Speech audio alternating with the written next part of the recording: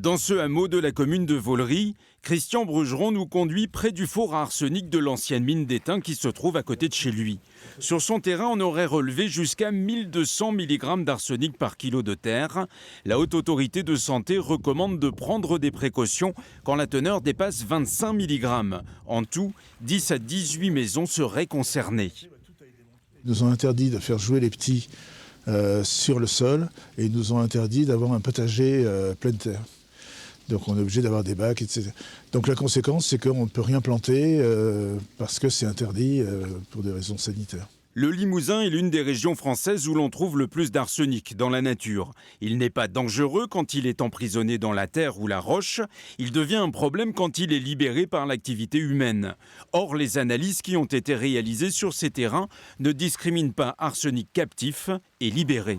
On va avoir des fois énormément d'arsenic et peu d'arsenic mobile, surtout à l'état naturel, ce qui va représenter un impact très faible pour l'homme et les milieux. A contrario, on peut avoir des faibles teneurs en arsenic dans les sols et avoir une très grosse fraction mobile qui va, elle, représenter un danger pour l'homme et l'environnement. Tout près de Saint-Léonard-de-Noblat, le sol est lui aussi contaminé à l'arsenic à cause d'une ancienne mine toute proche. Plusieurs dizaines d'habitants ont été convoqués à une réunion publique il y a quelques semaines. Les autorités cherchent à savoir s'ils sont contaminés. On va avoir des analyses d'urine et puis donc ils vont faire un constat parce qu'on ne sait pas trop où on va, en définitive. C'est-à-dire qu'on ne nous a jamais donné de valeur admissible dans le corps humain.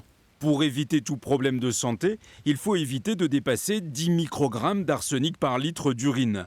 Le préfet de la Haute-Vienne s'est saisi du dossier. Les habitants concernés près de Vaulry seront conviés à une réunion publique en janvier.